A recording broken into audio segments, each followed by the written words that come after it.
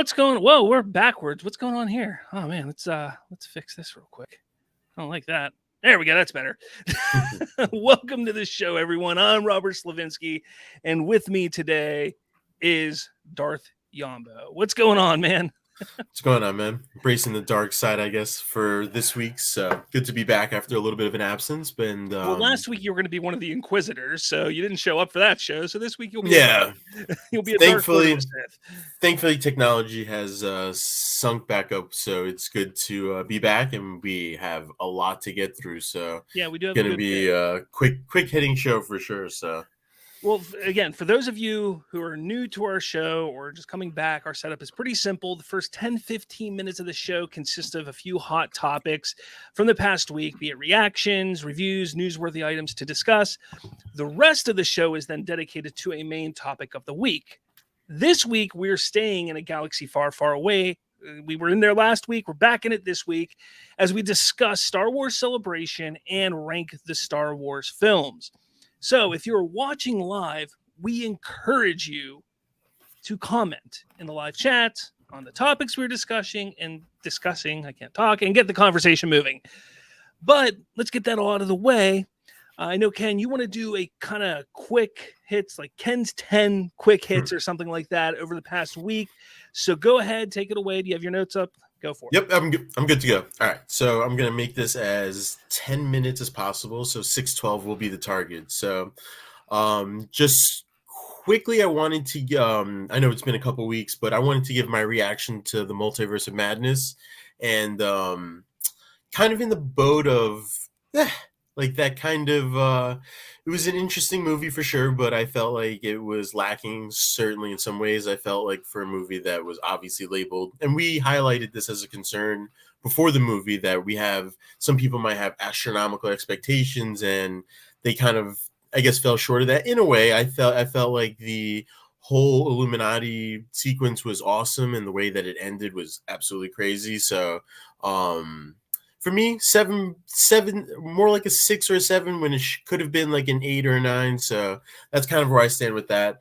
And so getting that off, and one of the more older topics. So we're good. We saw the She-Hulk trailer not too long ago. Mm-hmm. I believe it released days escaping. Last week. It was last week. Last week. Yep. So it's interesting for sure. I'm kind of surprised that a show that's focused on a character like this has 9 episodes, when a show like Moon Knight, which is another concern that we brought up when we were talking about Moon Knight, it's like we could use so many more episodes, and it's just interesting that a character like Moon Knight would have 6, and She-Hulk would have like 9. So it's definitely an interesting proposition. It looks good. The VFX definitely could have been a lot more refined, which is what I believe they did. I believe they re-released the trailer either today or yesterday with improved VFX. So it's interesting that the fan backlash on some of the VFX shots has been affected already, kind of like some Sonic the Hedgehog sort of scenario. So I feel like actually, I think if I pull it up here, maybe I can find it real quick, because there was a comparison of these VFX shots that have recently changed. Let me see if I can share this here. So, yeah, I mean, I don't see the big difference. I see a slight difference. Obviously, you can see this is the new version here on this side. Yeah. It does look a bit better than this over here. Hair looks refined a lot more. Yeah. And I mean, I kind of figured they were going to go that route. I figured the trailer wasn't a complete, they weren't complete with the CGI, but here's another one. This one looks actually a lot better right here for sure. Yeah. But I mean, that's kind of the thing that, I think it's to be expected. I don't think it's from fan backlash. I saw a lot of people on Twitter saying, "Oh, this happened because of the fan backlash." I don't think that's what it was at all. Right. Yeah. It's interesting though. It's Marvel tends to have their ear to the ground when it comes to fan whispers. So it's just interesting, little correlation, but so going on to a little more of a, I don't know, it's been a weird experience watching the Amber Heard and Johnny Depp trial like kind of play out in public. Like, is it just me, or like it's just been it's been funny and uncomfortable at times? But in the trial, in the trial, her deposition kind of revealed some spoilers for Aquaman 2, and so did Walter Hamada as well. He testified on Johnny Depp's behalf and kind of revealed some spoilers for it. But seems like Amber Heard's role has been cut to a minimum or maximum of about 10 minutes, it seems like, and even then, some of those scenes might even just be completely written off. So my question to you would be, would you just recast the character or just write her off into the sunset as... I honestly think that the best idea would be to, just write her off in a way. Mira is not an overly important character when it comes to Aquaman, in my opinion. I'm not going to sit here and say I've read every Aquaman comic or anything like that, but I think that the idea of Aquaman, of Arthur Curry dealing with the split, being human, being Atlantean, and then becoming king and all that, I think that is all more interesting than his relationship with Mira. So honestly, I think if they can find a way that, whether it's in this film or if they make a third film, however, if they find a way to write her off and just let it go, then that's the way they should go. I know that some people want to see her recast. They want Emilia Clarke to come in or something like that. Right. Honestly, I don't think that's necessary, because you can always bring in a new character. You can bring in a different character that could be his love interest. You don't have to follow the comics to a T in that regard. So should they recast? No, I don't think they should recast. I think they just need to write her off and bring in a new character, in my opinion. Agreed. I think that's the most optimal route for what's going on, since I believe the stain that's been put on her career is kind of indelible, and it's going to be tough to, I guess, for studios and just producers and everything to kind of look past what's going on right now. So it's going to be a tough break for Amber Heard looking forward, but for right now, it seems like she's still in it, but we'll just see if she'll still be in it. So staying on Warner Bros., I read something interesting today where it says that the title read that Warner Bros. Is frustrated with J.J. Abrams and the lack of, I guess, development of some of the DC properties that he kind of, in a way, earmarked as properties that he would like to take over. And I just find it interesting because I know that his production company, Bad Robot, did sign a pretty lengthy and lucrative contract with Warner Bros. To, I guess, be the facility to kind of have like a partnership. And I know they were supposed to take over the Justice League Dark, and there's supposed to be a HBO Max series about Constantine and all that. So I just want to get your thoughts on that, see what you think about all that and what's going on between J.J. Abrams and Warner Bros. Sitting here and I was a big fan of JJ. I've been a big fan of JJ Abrams. I know that some people don't like some of the things he does, and honestly, I'm not going to sit there and say that I've liked everything he does. But I was really interested in looking forward to what he could bring to the Warner Brothers, and more specifically to the DC brand, just because I like his style. I like the way that he attacks stories. I've read that Superman Lives script. It is horrendous, but that was almost 20 years ago. So I'll give him the benefit of the doubt that, okay, maybe he's learned over time, and he has a different creative team behind him that would probably lead him in a better direction if he were to write some of these superheroes. So I was looking forward to it, but I'm with Warner Brothers. I'm with a lot of people. This was back in 2019. We're in 2022, midway through, and we don't pretty have much anything. Crickets. We have nothing. Yeah. He was a producer. He and Bad Robot were a producer on Lovecraft Country, which was a phenomenal show that HBO series got canceled after the first season. But it was, I think that's like the only thing he's done for HBO, maybe one other thing. So I'd like to see where things are going, because there was a point in time, I want to say it was in late 2020, as the pandemic, as things were starting to open back up, we started hearing a lot about Justice League Dark, and then it just kind of went away. So I'm interested to see what happens. Yeah, no, it's going to be, I want to see what happens, but it's really disappointing that we really haven't gotten an update, because I believe those properties in his hands would be pretty cool. So, yeah, but more lighter note, I found it funny that Zack Snyder so the fact that the boys have their own, like, their complete copy of Marvel in terms of in-universe, like, merchandise and cinematic universe and stuff is totally hilarious. So in season 3, I guess they'll be marketing Dawn of the Seven, which they were shooting during season 2, like during the show. and they released like a little trailer for the Bork cut, who's the director of the Dawn of the Seven within the show. That and yep, perfect. And yeah, I just found this hilarious, and I just wanted to get your take on this because the fact that he responded is hilarious on the 2-year anniversary of the Snyder Cut getting announced. So yeah, it's I wish I could find it. I thought apropos. they would. I'm excited to see your vision realized, is what he says.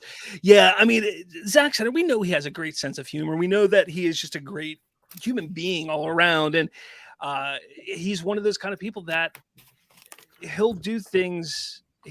He's meta, I guess, in a way. Like he's willing to make fun of himself as well as have fun with things, and that's what he does, and that's kind of what he did here. You know, the Dawn of the Seven, the Bork cut, we know that is 100% a knock on the Snyder cut of the Justice League. 100%. So he's gonna have fun with it. You know, he's not gonna take offense to it because what happened with everything was amazing, was great. So Zach is just a great person. I hope one day I get to meet him or talk to him at least, because I'd love to just pick his brain about things. But yeah, I think it's great. Yeah, no, I'm on the same record with you of trying to meet him at some point. That would be definitely fangirl moment for sure. So definitely we look forward to that. And the last two things I want to touch on are Marvel related. So Daredevil's back. Seems like Charlie Cox's Daredevil will be returning on Disney Plus, and just interesting that the reports not conflict each other, but seems like it might be a continuation of the original series, but it might be different. So I just wanted to know what you thought of maybe like a middle ground in terms of, yes, they could pick up some plot threads that were left behind in the original Netflix, but maybe put their own spin to it in their own universe. Yeah, I mean, I think we've talked about this before. I don't mind if they sway from what we got on Netflix, as long as they keep a similar tone and not get too Marvel-y. I don't know if that makes sense. We'll talk more about that next week on our show, because we're going to really dive into Marvel again. But I don't want them to get away from what made that show so popular, and that's the only thing I'm worried about. Besides that, as long as they bring back, obviously they're bringing back Charlie Cox and Vincent D'Onofrio. If they bring back the guy who played Foggy, and what's her name? Wolf. Deborah Ann Wool, but I can't remember what her character is. But yeah, if they bring them back, I've already heard that they've talked about possibly changing the actress who played Elektra, which I don't like, because I really liked her as Elektra, so I'd like to see her come back as well. But I think we also heard today that again, it's rumored, it's not confirmed, that Kristen Ritter will be returning as Jessica Jones as well. So it looks like they're probably going to keep the Defenders, at least most of them, and I think we've been hearing that for a while. So I'm all for it. Again, just don't change what made those shows so popular. Great. And then the last topic is a little bit of I guess controversial for me, but it's the agreement that Marvel and the Stan Lee estate have reached to use him in, I guess, his image and likeness in future projects and I guess different establishments and stuff. So me personally, I'm a little bit on the fence about this, but I know they've pulled it off in the Star Wars universe, but I don't know. What's your take on this? This is it's a little bit of a touchy subject, I guess, depending on where you stand on it. I think they should have gone a different route because everybody was looking for the Stan Lee cameos for the last, 10, 11, 12 years, whatever it was. And we've all loved it. And we all love Stan Lee. But I think that, I think they should have gone in a different direction with the cameo. I think they should have changed it. Honestly, I think at this point in time, they should have a Kevin Feige cameo. He is the mastermind behind what this has become. We see. So. And yes, Stan Lee is the first building block in that. Right. But Kevin Feige, this would not have happened without him over the last 12 years. Definitely on the Mount Rushmore for sure. Or 14 years at this point. So I honestly think that's the route they should go. I'm not against the idea of using Stan Lee, digitally or however they want to do it. I just don't think that it's the right move. I think they should have done something different. Whether it's Kevin Feige, I've also heard some great ones where Deadpool now just have the random Deadpool appearance in the back of different movies through the MCU. Awesome. I think it would just be funny. You know, Yeah. like, why is Deadpool feeding ducks in the park? You know, like, just doing something dumb like that. It's a Deadpool thing. He's meta, Right. that kind of stuff. And I think that would be funny as well. But yeah, I like I those don't know. takes, honestly. Yeah, I'm kind of on the same with you. I felt like a Kevin Feige one would be perfect. So, Yeah. I don't want it to run too long since I did run over 10 minutes, as I did not promise you. No, So, you're fine. I You're fine. will. I We could actually see definitely one. move on. Yep. I see one here. I kind of want to get your you put real quick. Clone Wars animated show is awesome. Is it something new that you just discovered, or is that something that you've known?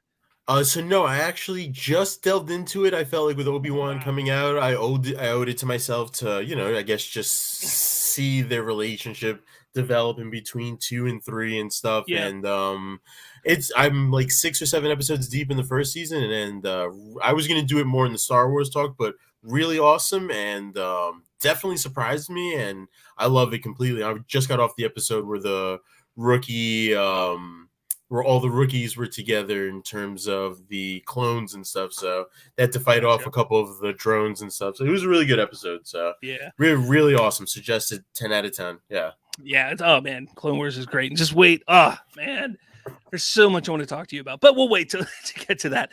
So let's move to our first topic here. The big thing this past week was the Thor: Love and Thunder trailer. Marvel Studios finally released that.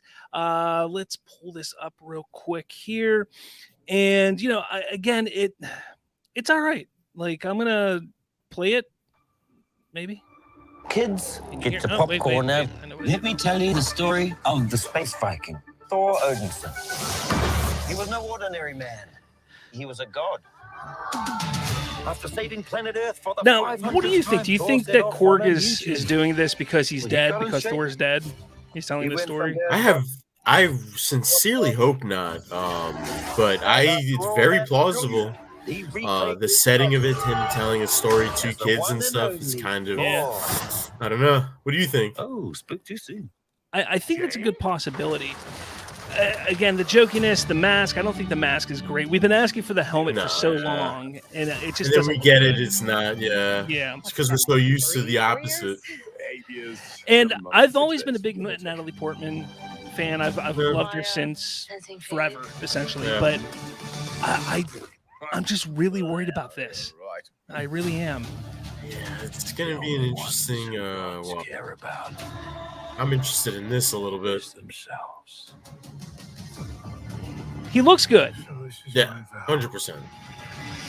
All gods will die. I do kind of wish he looked more like the comic version, because I thought the comic version was really cool looking, but I don't hate this. I guess when you hire Christian Bale to be on your to be in your movie, you kind of don't want to hide him. So yeah, looks a little different though. That's for sure. Yeah. This I'm not a fan of. The Russell Crowe Zeus. Mm-hmm. I don't like the look. Is that Hercules or was that Thor there? I couldn't tell. Yeah, I think it was Thor, honestly. I like the black and white palette that it seems like they're on. Yeah, it's interesting. Let's see who you are and take off your disguise. Yeah. And flick. Low-key tattoo. Flick too hard, damn it! Should we help them? And eventually, great. Yeah, I don't know. I am a bit worried for this movie. I think I've been talking about that for a while. The first trailer, the first teaser was very jokey, which I was not a big fan of. This one highlights some of the darker tones that we're going to be getting, but I think that Taika Waititi's jokiness is just going to overshadow the dark tone, and I'm not a fan of that. I'm not. I mean, I like what Waititi did with Ragnarok for sure. I actually suggested it to one of my peers earlier today to give it a watch, and I liked what he did. But if we're gonna delve deeper and deeper into that, I'm with you. I'm a little on the fence about that. I think some of the classical elements of Thor that we saw in 1 and 2, the Shakespearean elements that we saw in 1 and 2, really played into the character and really gave it a different feel, and now it feels like it's kind of just sunken into that, I guess I referenced it earlier, that Marvel formula of just kind of more of like a funny tone to it. And while I do like the direction for the character, and I think there are going to be elements to this movie that are essential for the character moving forward in terms of establishing its mythology even further. It's going to be an interesting watch. I will be watching it premiere night, but I do not know if it's going to be as good as Ragnarok. That's my concern about it. Oh, so I don't know. I'm not hyped for this film. I want to see it, yeah, but I'm not hyped for it. And maybe that's just because I'm fatigued with Marvel, but we're going to get into that next week. So make sure you tune in to our show next week. We're going to talk about the Marvel Cinematic Universe and if there is MCU fatigue right now. And I'd love to get everybody's thoughts, whether you're somebody who listens or watches, just throw down in the comments what your thoughts are. And, if you think that there is fatigue and why there is fatigue at this point with Marvel. So let us know. All right, going to move on to the next topic here, which is pretty exciting because we got some Blue Beetle leaks the other day. Leaks, I guess, but it's let's just pull it up here. We got a couple photos here of Blue Beetle. Zolo, I can't remember his last name, but he looks damn good. Damn good as Blue Beetle. Yeah. I'm shocked at how good those my only exposure to Blue Beetle has been through the Teen Titan movies in the animated universe that they had. Yeah. And I thought he was a pretty cool character, and the fact that they've captured kind of the comic book and kind of out there weird element into the costume is awesome. Honestly, I think Marvel does a great job now of establishing costumes. I think Warner Bros. And DC, to their strength and their credit, definitely produce some of the better costumes out there. And I think this is a perfect example of this. And I can't wait to see the CGI with it that interacts with the, I guess, legs or just the alien nature to it. It's a scarab. Yep. So there's a scarab that kind of gives him the ability and the powers of the Beetle. So yeah, I mean, definitely I encourage you. I want to say Young Justice has a decent Blue Beetle. I can't remember for a fact, but I think it's Young Justice has a decent Blue Beetle story arc. So if you've ever watched Young Justice, or if you haven't, I dive in. The first 2 seasons are phenomenal. When it comes to the ones after that, I think I watched season 3, but really wasn't into it, and I haven't gotten to season 4. But yeah, those first 2 seasons are great, and I believe that's where there was a decent Blue Beetle storyline.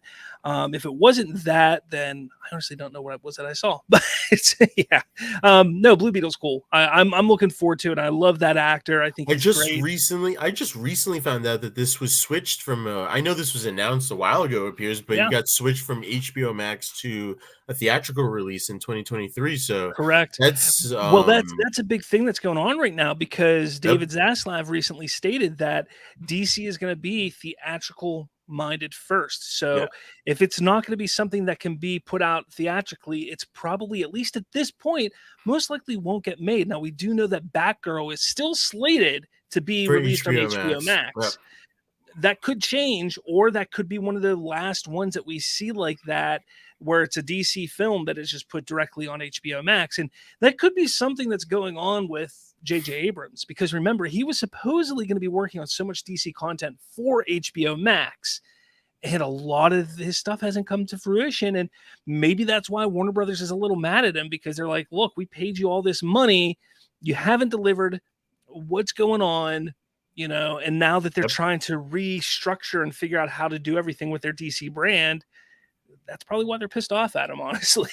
Yeah, no, it's we're just gonna have to wait and see on that. But I think that situation's heading in the right direction for sure. So yeah, definitely. Hopefully. Yeah. All right. Starting today, if you weren't aware, today started Star Wars Celebration, and this is one of my favorite times that come up. I love Star Wars Celebration. I've been wanting to get to one for so long, but having a million kids and a job and a life just doesn't always happen like you want it. But eventually, one of these days, I swear I'm going to get to a Star Wars Celebration. But this one, I really thought it was going to be pretty big, and it just started today. It's only been going on for about 5 hours now, so it's not like it's deep into it. But we got some pretty big news already today.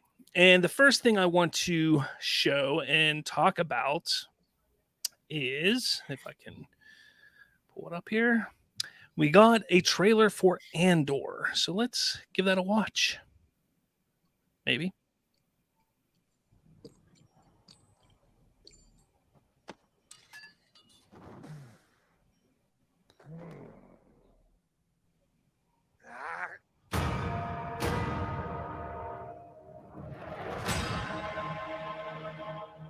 Love it. I love I guess it is like an otherworldly feel for these characters. Like we've never seen something like that, really. Yeah, I like this and that's junk saying planet. something. Yeah, You know, some of the things that woman there I've heard that we just saw, we see her running later on in the trailer. Supposedly, is going to be a friend or love interest of Andor, is what I've heard. Okay. Troopers in the background. And finally see Cassian. They're so proud of themselves. So fat and satisfied. That girl there. She's the one that's like friends with Andor. I think this is beautifully shot. Like everything we've seen. They're watching me now. Details have been put into it for sure. And it feels so much like an espionage. Yep. His days will end. Like and it's giving me THX 1138 feels. I don't know if you've ever seen that or know what that is. No, I actually don't. You caught me off guard with that one. So THX 1138 was George Lucas's very first film. He started off, THX was a student film, and then he made That's what I reckon. a full-length feature of it. Okay, interesting. And let me see if Love the title card. No, it's a great title card. And it's streaming August 31st with 2 episodes on the first day. So that's interesting. But I always love when shows do that. So THX, obviously, you've probably seen in the beginning of films where it comes up and it's that loud, and THX comes up. That's from George Lucas. George Lucas's company created that, and that's what it's named after. It's named after THX 1138. So, but there's let me see if I can pull it up here real quick. Let me see if I can find it. THX 1138. Some images, and I can show you. You can kind of get the feel for or see what I'm talking about here, because it really does. Like I looked at it, like I was watching, so I was like, man, it feels like THX 1138 a little bit, just kind of like the aesthetic there. And there's some. I see. Yep, I see what you're talking about. The hallways. I mean, it's just different things, like because it's really a lot of white and black, and that there's some parts in that trailer that really remind me of THX. But I thought the trailer was phenomenal. I didn't know what to expect. I haven't really been excited about Andor even from the time it was announced. Yep. But looking at it, like that trailer was absolutely phenomenal. Like I said, it got me thinking espionage. It got me thinking of just how beautiful everything looks. This might be one of the best shot Star Wars things that we've ever had. Which is saying something, because it's we've gotten incredible stuff, as Trooper Geo says over here. The show is also, the premise of the show is interesting, which I agree with. But I'm sure it connects to the larger overall storyline in a way, in its own unique way, and I feel like it'll be interesting. Definitely fills in time, so between that and the Mandalorian's release. So yeah, and again, for those of you who aren't aware, Andor is set 5 years before the events. Rogue One, and it's going to follow the rebel spy Cassian Andor during his formative years of the rebellion. I'm looking forward to it. I honestly, I agree. I've been looking forward to Obi-Wan, so that's tomorrow, which I cannot wait for. But when it comes to shows, I was like, I'm excited about Obi-Wan, and then really the next thing is Ahsoka. But at this point now, Andor's up on that list. Plus, we're getting 12 episodes. 12 episodes. Give me 2 seasons too. Yeah, and then they've already announced the second season. I'm all for it. I can't wait. I'm all for it. So that's the Cassian stuff. But let us know what you think of the trailer. I can't wait to see what this show brings, and I'm really looking forward to it. I really can't believe it. All right, the next thing I want to talk about, sticking with the celebration stuff, is The Mandalorian season 3. They have actually given us some information. Now, I'm not going to show it because I don't want to get slammed by there it is. I don't want to scroll down. Okay. The trailer has leaked online for The Mandalorian. However, they did not post it. Star Wars did not officially post the trailer. You can find it. It's all over Twitter, so go look for it if you want to watch it. However, here's a couple shots from it. It looks like Bo-Katan is going to be at least one of the antagonists of this season, which I'm really looking forward to because I love her as a character. Katie Sackhoff does an amazing job. She's another one I would love to sit and talk with because she has such an interesting career and what she's done. So I'd love to talk with her sometime, but she is a great character, and the whole idea with the Darksaber and how she wants it because she wants to rule Mandalore. The person who holds the Darksaber rules Mandalore, but the Mandalorian, Din Djarin, has the Darksaber, and you can only win it in battle. So that's interesting. Then you also have the whole idea that Din is battling himself because he's removed his helmet. So now, like they said in the Book of Boba Fett, he has to go to, what is it, the swamps or something of Mandalore to, be cleansed of that. Right. So I think you saw the conflict in him when he was asked, have you removed your helmet? And exactly. That's going to be a really interesting plot line moving forward in season 3. Mm-hmm. Obviously, Grogu, spoiler, guys, Grogu is back in the picture as well. And that means that a lot's going to be happening. So, yeah. Skeleton Crew. Okay, so yeah, now that you've scrolled past that, this is another thing that has been announced at Star Wars Celebration. And while I try to exercise as much excitement for any project Star Wars related, I am completely in the unknown about the Skeleton Crew. Well, I saw Jude Law was attached to it, which couldn't be bad, and then John Watts is the one that's going to be actually directing it. So I'm interested. Take it away. We actually only heard about this about a week or two ago from the Vanity Fair article that came out with Kathleen Kennedy. Nobody knew that this was happening, and we got that information in Vanity Fair, and I think everybody was just like, okay, that's probably the only information we're going to get for a while. Maybe they'll bring him out at Celebration and say, hey, he's doing this, but that was pretty much it. Yep. What the heck happened there? There we go. Let's see here real quick. We got a couple comments I want to get to before that. Trooper Geo, I'm not sure how they would make Bo-Katan an antagonist. Perhaps this could lead to a conclusion for her character in the form of Din killing Bo, or maybe even Boba killing Bo-Katan. It'd be cool if Boba actually ended up being the ruler of Mandalore like he did in Legends. So real quick with that, I'm not going to sit there and say Bo-Katan's going to be like the main antagonist, the main villain of the show. I think she's going to be an antagonist because she wants the Darksaber.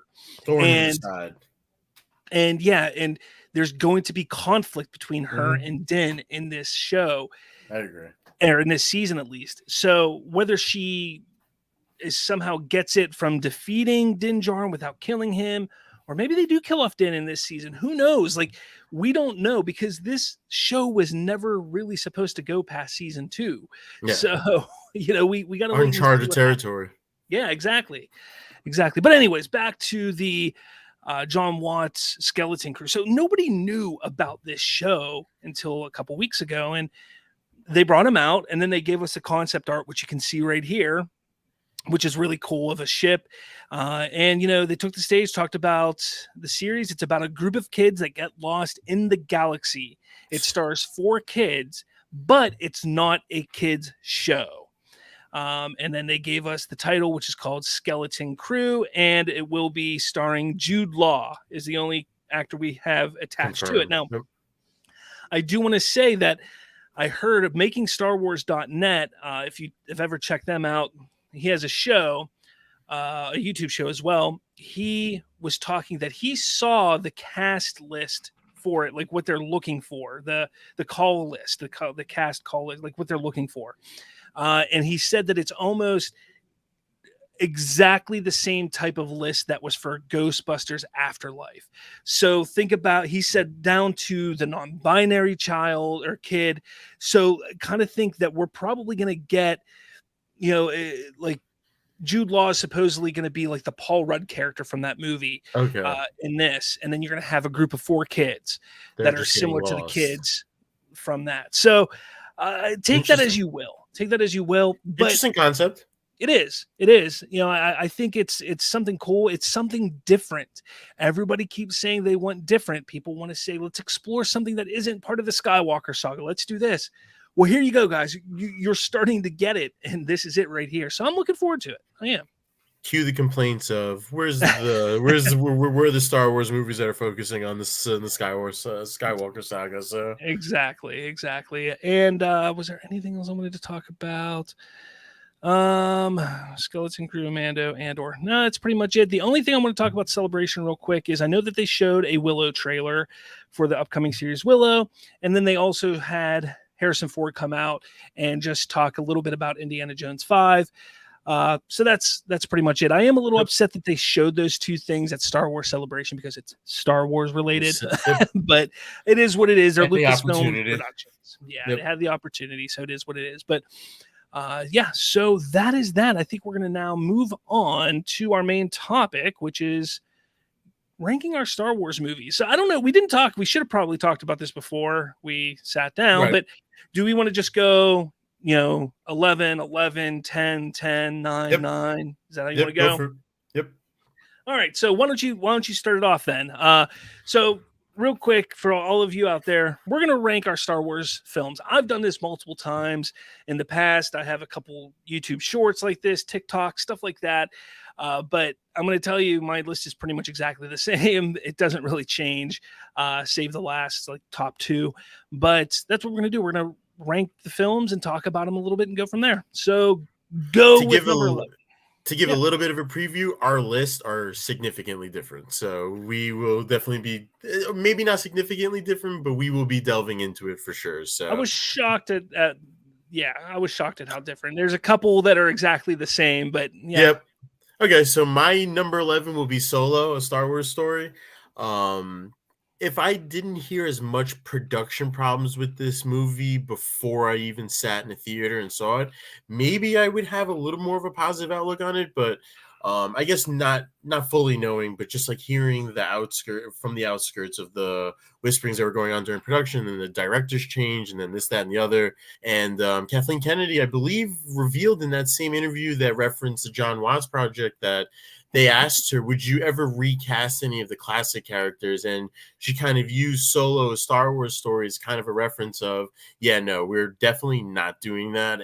We're definitely not doing that again. And it's a shame because I believe the actor, if I botch his name, that's why I'm not going to really say his name. Was it Alden Ehrenreich? Yep. So I thought he did a solid job, but overall the movie was significantly lacking for me. So that's my number 11. So your number 11. I'll get into Solo when I get to mine, but I don't know. I just think it's a sorely underappreciated film for sure. But okay, number 11 for me is The Last Jedi. Which is shocking for a lot of people, I think, because so many people think The Last Jedi is this masterpiece of a Star Wars film. And I'm going to tell you this. There are two things about that movie that I really, really enjoyed when it came to the sequel trilogy. One is the cinematography. It is an absolutely beautifully shot movie. There's that scene on Crate with Luke and Kylo. That is such a beautiful shot. Yeah. There's so many others, even on Octu. It is beautifully shot. And the other thing I do really enjoy is Rian Johnson understands Star Wars better than J.J. Abrams did. And he was willing to dive into some of the things that George Lucas most likely would have dove into, such as exploring the Force and expanding on the Force. And I give him credit for that. Do I like the direction he took it completely? Not necessarily, but as a movie, as a story from starting at point A to getting to point B in a movie, it was poorly executed. The characters are in the same place they were at the end of the movie as they were in the beginning of the movie, or really in the beginning of The Force Awakens. So for me, as a film, it falls flat. It has some redeeming qualities, but for me, it is definitely bottom of my list. Okay. So my number 10 would be The Phantom Menace. That'd be episode 1, The Phantom Menace. I love Qui-Gon. I love Liam Neeson's performance as Qui-Gon. This movie is if there was just only more thought and execution put into the actual plot of the movie, I'd be a lot more, I guess, happy with it. But I thought the performances were fine. I think getting introduced to Anakin, obviously, at the stage that we get introduced to him is interesting. The midi-chlorian thing is something that Star Wars fans will debate forever and ever and ever. And, that it's a movie that almost feels unnecessary in a way, but obviously it is important in terms of just setting the stage for what happens in episode 2 and then subsequently in episode 3. So I don't hate this as much as I guess I would have hate for other parts of other movies that we're going to list. But just for me, 10, honestly. Yeah, I mean, it's the same number for me. That's number 10 on my list as well. And the one thing I understand, I mean, when it came out in 1999, I was 13 years old and I was ecstatic. I remember getting home from school on May 19th, 1999, May 19th, got home. My brother was home. I jumped in his car and we went to the theater to see it. I was so freaking excited. I came out of the theater and I was still excited because I was 13. It was made for me. That's what he was aiming for. George Lucas was aiming for that like 9, 10, 11, 12, 13 age range. That's what he was shooting for with this movie. And I loved it. And when it came out on VHS, yes, it came out on VHS. It did not hit DVD for a couple of years after that. So when it first hit VHS, that thing was in my VCR nonstop. I was watching it constantly. I remember I had my first real girlfriend in that when that came out. And I remember her coming over and we were just hanging out in my living room, sitting on the couch, and I was watching that, not paying attention to my girlfriend. So like, I loved the movie when it came out. But as I grew up and started to really look at it, you're right. I think that he could have done better with the story.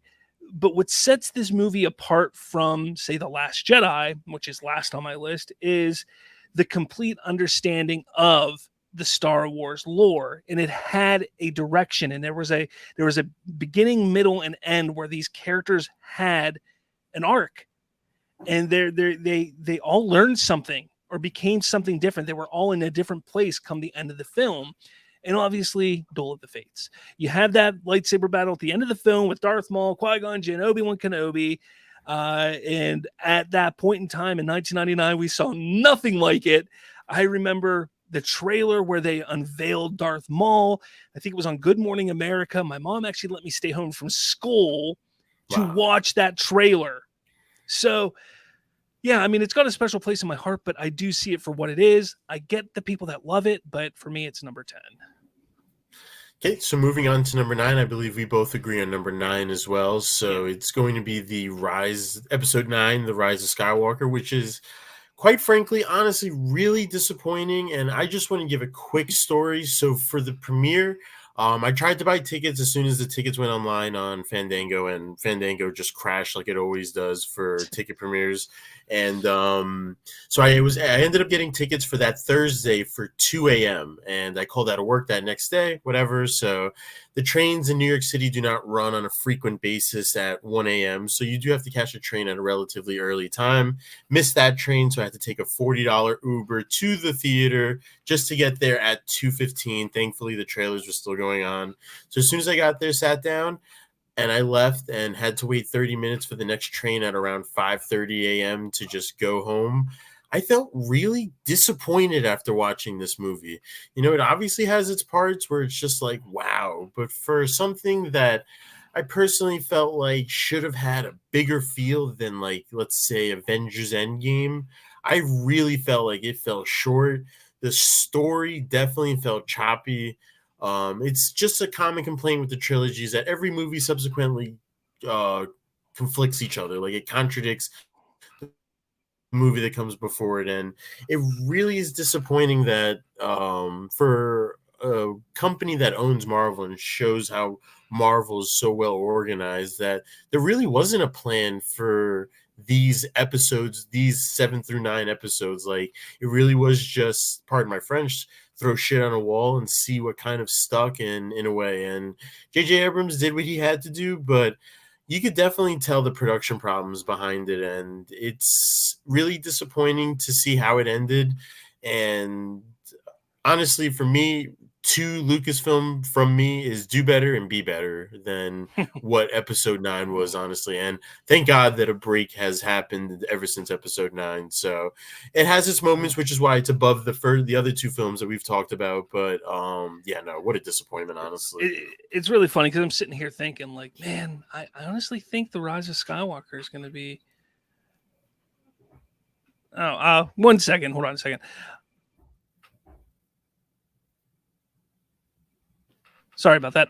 Anyways, so like I I'm sitting there thinking like, man, I should probably put this, like the Phantom Menace should be higher than this because I saw The Rise of Skywalker opening night. I saw it that weekend, and then I didn't watch it again until it came out on digital. And I watched it on digital, and I haven't watched it since. I've watched it 3 times. It is the least amount of times I've watched a Star Wars film. Yep. And there's something about it that, again, I think it's a relatively beautiful film, cinematography wise, but the story just isn't good. And I honestly is sitting here thinking I might actually swap that in the Phantom Menace. I might actually put the Phantom Menace at 9 and Rise of Skywalker at 10 because it is a disappointing finish to the Skywalker saga. Because to me, they didn't do it justice. They didn't justify bringing Palpatine back. They didn't clear up the confusion that people would have on who is the chosen one. While I even wrote an article right after the film came out. I tried to say, well, the movie really, it's showing us that Anakin is the chosen one. And I jumped through a bunch of hoops to make it make sense, and it really doesn't. So, for me, I think they just dropped the ball. And I'm not even going to sit there and say I was against the idea of her being a Palpatine. I think that that's fine.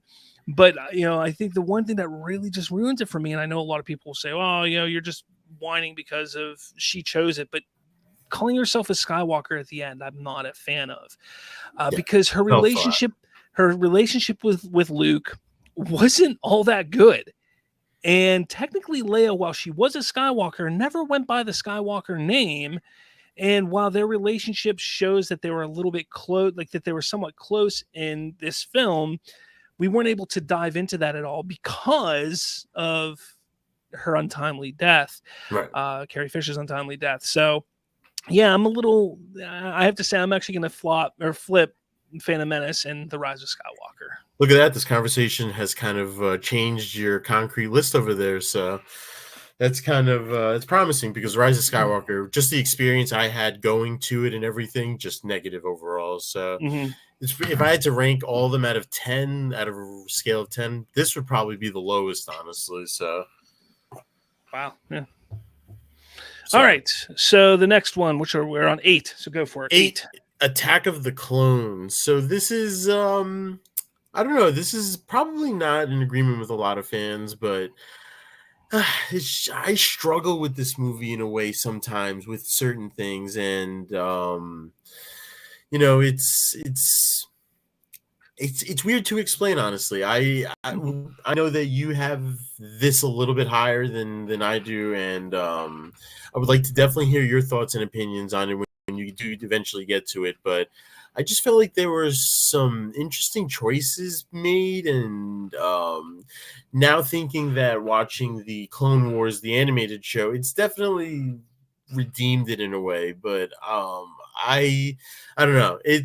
I'm curious to hear your opinion about it, but I'll wait for you to get to the number that you got, so we can have a more full discussion about it. But to be continued once we get to your side of it. Okay. For me, number 8 is Solo, a Star Wars story. This is a movie, like I said, whenever you brought it up, it's underappreciated. I think Alden Ehrenreich does a great job as a young Han Solo. I think that Donald Glover is phenomenal as Lando. Phenomenal as Lando. I enjoyed it. Does it have its issues? Absolutely. But I think it's a fun departure from our typical Star Wars adventures that we've seen. It is just something different. It's nice to see a different side of the galaxy. And that's something that everybody keeps saying they want. And we got it with Solo, and it just didn't do what it was supposed to do. Obviously, we know all the difficulties they had with Lord and Miller, who were originally directing it. Then they had to bring in Ron Howard to finish it. So there was all those issues there. And believe it or not, I would actually really like to see what Lord and Miller were doing. I would love to see what it was that they were making, but I don't hate this movie. Again, it's not the best, but I think it's a lot better than what people give it credit for what it was doing. Finally got to see the Kessel Run, so it was even though it was a little weird, but no, you're exactly right. We got to see some things that we really, really have always questioned and wondered, and we got to see it. I think probably the biggest issue for me, there's two. I didn't like how he gets his name Solo. I thought that was kind of ridiculous. Right. And I also didn't like the relationship between Lando and his robot. I thought that was a little weird. Yeah. Besides that, I thought the movie as a whole was great. Then we got the big cameo surprise of Darth Maul at the end. Like, come on. I thought it was great. It's more solid than I give it credit for, but just, I don't know. It's just certain movies have a sense of being messy behind the scenes, and this just reeked of just messiness and studio problems and production problems and just like quick script turnovers and stuff like that. So that's just my opinion, but so moving on. We were on 7, I believe. We are on 7, yes. So 7 for me, I think we're both in agreement on this one, is Rogue One. Yep. So I recently actually got my girlfriend to start watching the Star Wars films, and just recently happened. And the route that I went was for show her Rogue One first. Figured with the modern effects and stuff, it would get her interested, so that it's a perfect ramp up to episode 4. And it's one of the best decisions I've made, because she is in complete understanding of everything that is the problem in episode 4. And I think that's why this film works so much, is that it's such a great ramp up to what we know happens and what we see happens almost to the very minute of the opening scene of episode 4. So I think it's a great movie. It's just lower on my list because there are some heavy hitters that we are going to be talking about above them. But for what it was, I thought it was a great performance. Obviously, it's led to Cassian Andor getting his own Disney Plus series. So I think it was a really great film for what it was. And the droid was hilarious. The name is escaping me, but K2SO. Yes, K2SO, Jin was great, Galen was great. So great movie overall. It's just unfortunate that some of the other movies that were made in the episodic trilogies are just better, honestly. But great movie overall. Yeah, I really enjoyed it also. It's number 7 for me as well. I really enjoyed it. Again, it was that nice departure from our typical Star Wars adventure. Now, this is a little bit more connected than, say, Solo was, but I really, really thought it was a fun adventure, and one that was dark. I mean, all of the good guys die at the end. Yep. Like there's no happy ending here. We know what's going to happen, and then the Darth Vader scene at the end was and that's just great. This is just recent. We just finished episode 4 today or earlier yesterday, and the ending of episode 4 with the Death Star blowing up kind of feels like such retribution for those characters that all died on the beach and on just during the battle overall. And it's great. It was just great, honestly. So it's All right, 6, another one that's pretty much the same. I thought you said our lists were completely different. Well, I mean, I guess just the rankings of some of the other movies, because we'll get into where we get different probably next, honestly. So it is next, The Force Awakens is number 6 for me. I think it was good for what it was, and I've been saying that I feel like a lot with some of these movies, but for me, the characters that were introduced were really interesting. The premise was really interesting. We got to see, I want to say, a different side of stormtroopers, but we just got to see more, I guess, a humanized experience with the stormtrooper, and that instead of clones this time around, I believe they're just people taken from their planets at a very young age and stuff. And that was interesting to me, seeing Finn's development, Oscar Isaac's Poe Dameron's development. I thought it was a really good movie. Obviously, bringing Han back and teasing Luke at the end. It was a solid movie for me, solid Star Wars movie, solid to get us all back in, and with a more modern take on it, I guess you could say. Definitely see the Marvel formula a little bit in it in terms of jokes and stuff like that, but that's also something that Star Wars introduced, I guess, firsthand, because watching episode 4 definitely has its moments of levity and stuff. So I think it was different kind of levity, though. It's Yes. more dry. Yes, exactly. And the and I guess the execution of those jokes are a lot better, honestly, instead of the throw-in joke just here and there. But it was awesome getting reunited with characters we haven't seen in a long time. I could only imagine people that have actually waited the time span in between what episode 4 was and what episode 7, when episode 7 released, which I believe was in 2015, if I'm not mistaken. Yep. So that's I thought the performances were great. Obviously, Rey will always be a controversial character to many, but I liked her. I liked where we met her, and I liked where she finished off, honestly. And that ending scene with Luke is one of the better endings to a Star Wars film in terms of just pure shock and cliffhangers. So I thought it did its job. Force Awakens was a great reintroduction to Star Wars.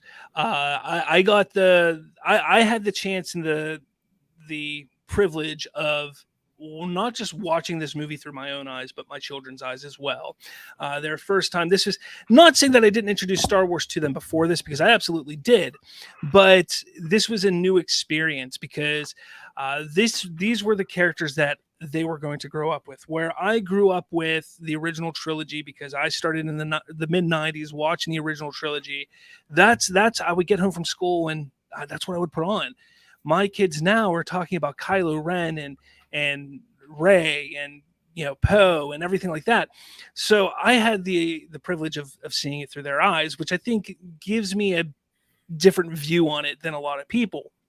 And so again, I think it was a great reintroduction to the franchise, but I think that it played it safe, and that's kind of why it's number 6. It's not my top 5, because I think it played it a little too safe and bringing it back.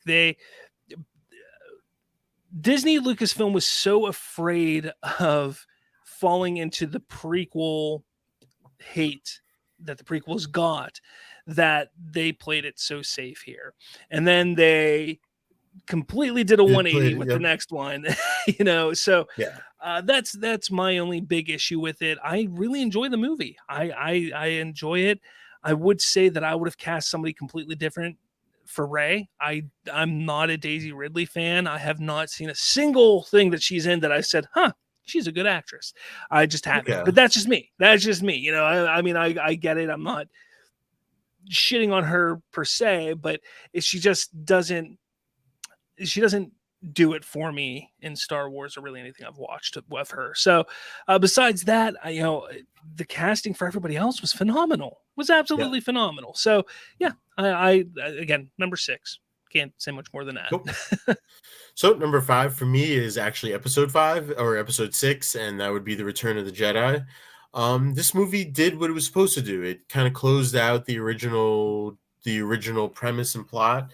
To me, out of the 3 original films, 4, 5, and 6, it's, I don't want to say blasphemy things, but it's probably the most boring one out of the 3, I would argue. I think the first 2 do a great job of captivating me right away and getting right into the action, while episode 5 does take its time a little bit. We are thrown right into the main story, but I thought kind of what you said, safe in a way. Like, it just kind of ended with the heroes winning and just celebrating at the end, and just kind of played it safe. Great movie, but just for me, played it safe in a way. So that's my number 5.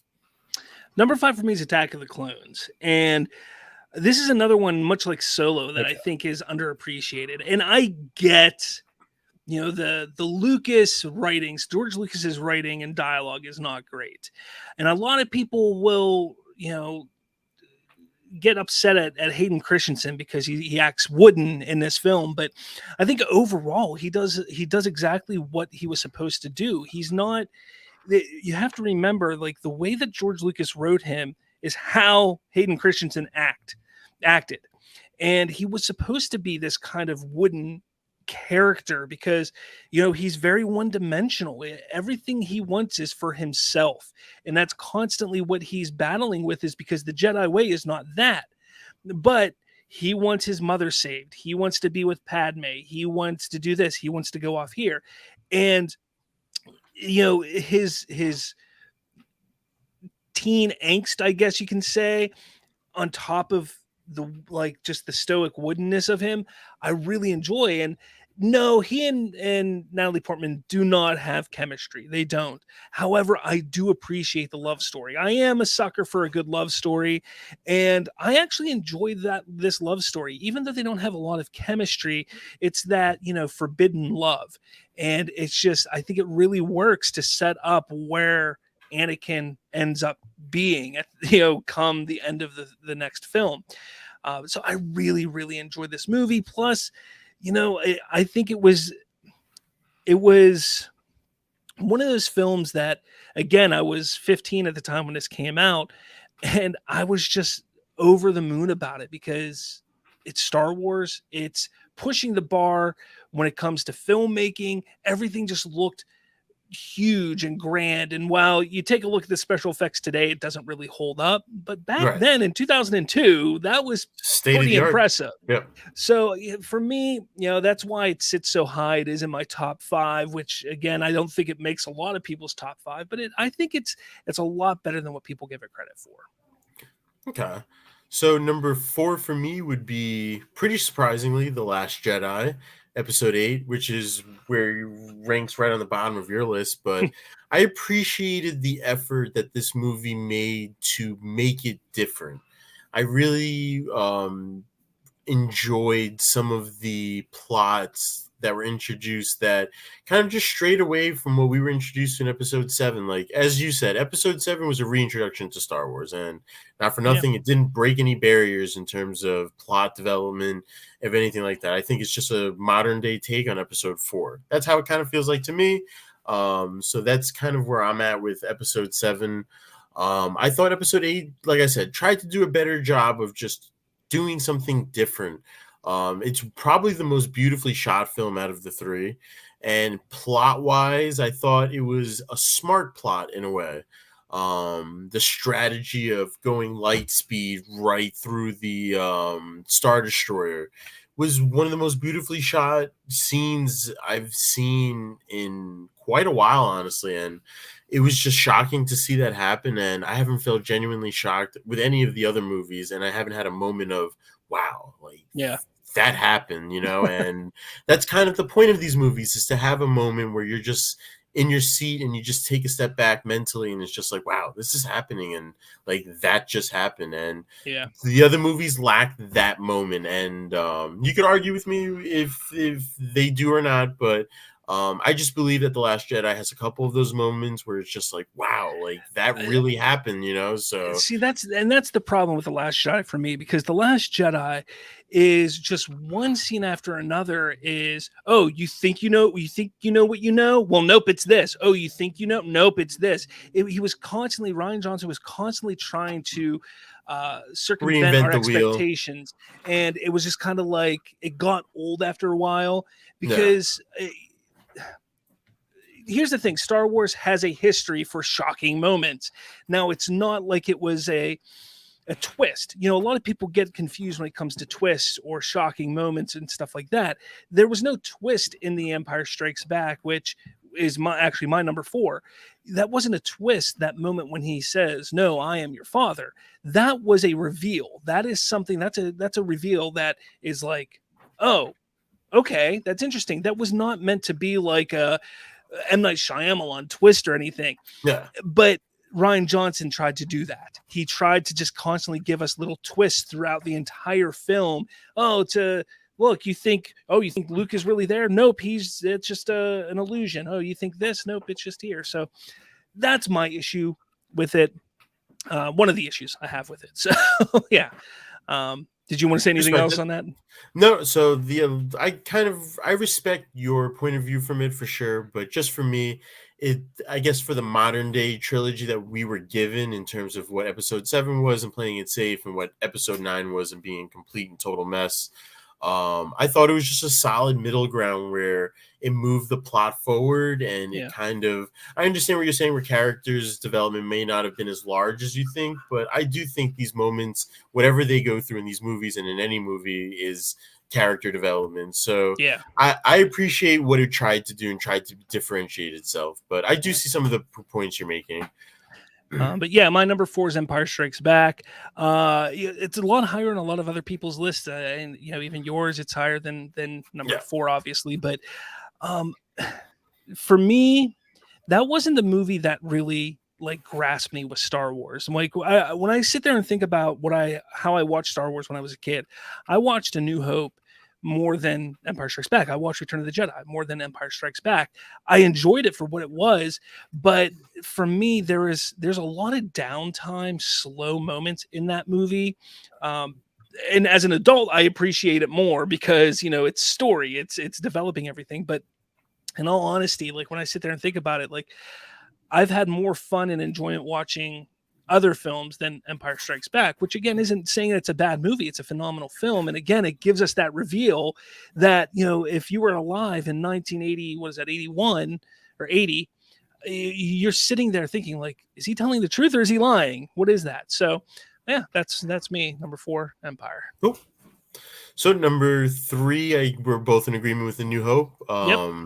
Just the beginning of everything, the start of my adornment and love for this universe, and it's just classic. It never seems to have a slow moment or a dull moment. There's always something intriguing going on, and just probably the funniest scene ever in Star Wars is Han Solo speaking to the stormtrooper, I guess, sergeant or whatever, and just it's a moment that had me absolutely on the floor rolling when I was watching it yesterday, and it's just a good balance of that. Good story, good heart. I realized that kind of towards the middle of the movie that CP3O and R2D2 are really the heart of the movie and stuff, and it's the one thing you have to remember is he was writing these films from the eyes of the droids of R2 and 3PO. So these stories are being told from their perspective. So that's kind of why when you watch the original trilogy, they are at the heart of everything going on in some form or fashion, which is something that they lost in the sequel trilogy. But yeah, I mean, I'm with you. A New Hope is just it's a great film. It's enjoyable. It's a perfect encapsulation of the hero's journey from start to finish. Obviously, you can expand the hero's journey across all 3 films, but in one movie, that is a perfect example of the hero's journey, which is phenomenal. Yeah, no, great movie overall, and really, just like I said, the beginning of my love for it, so it would always have a near and dear place in my heart.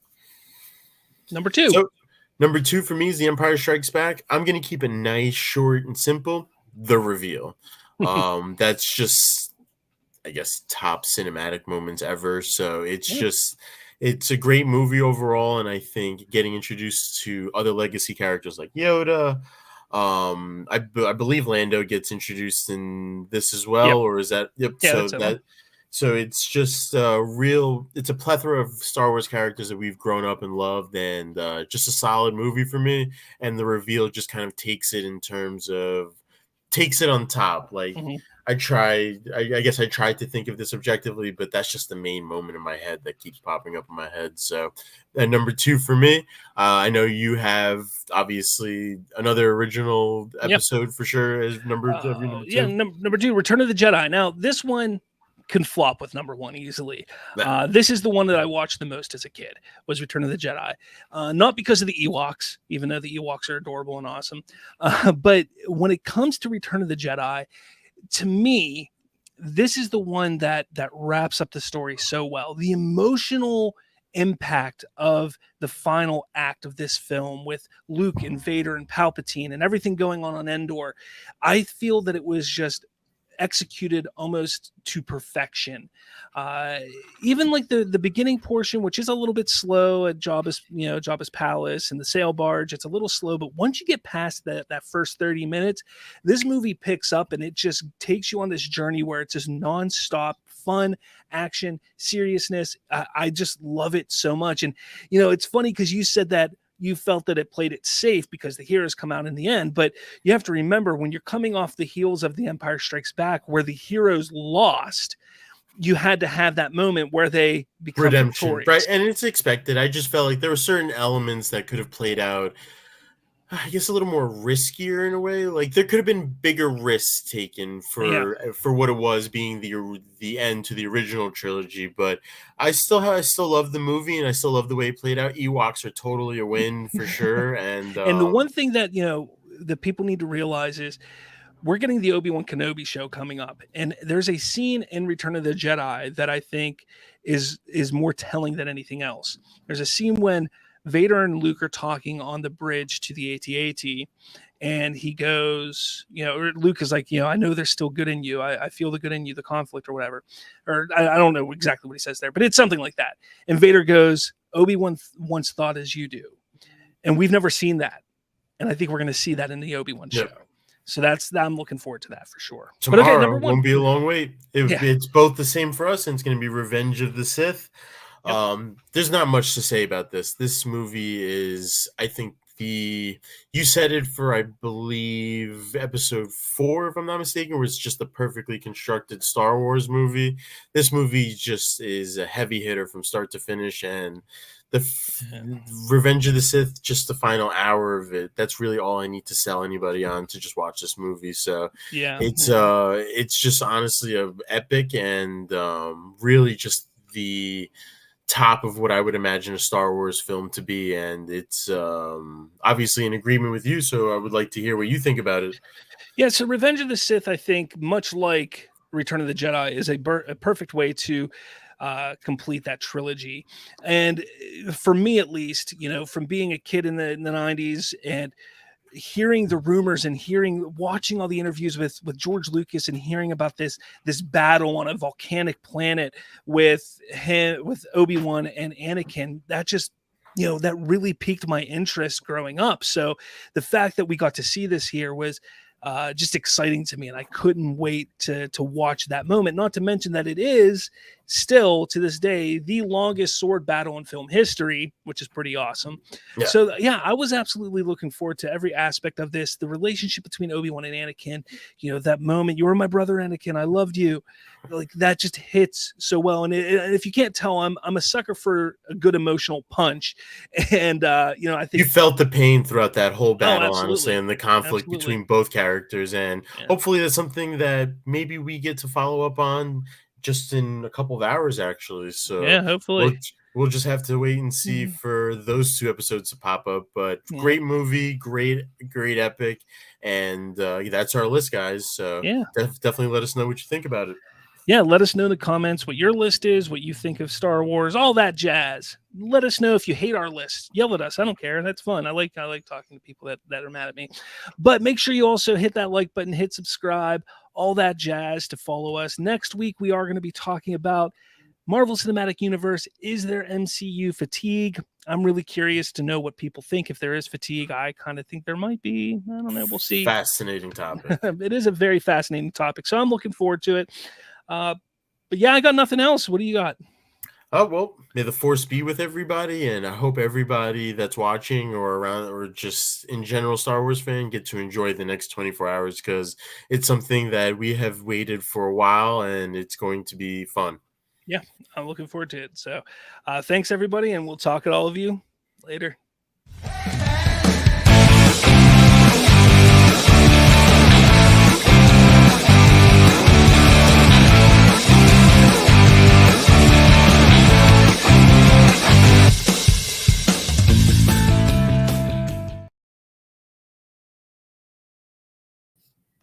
Cool, man. Good show. Cool. Same time next week. Man. I'll see you next week. Yes, sir. Take it easy. Go. Oh man, that was the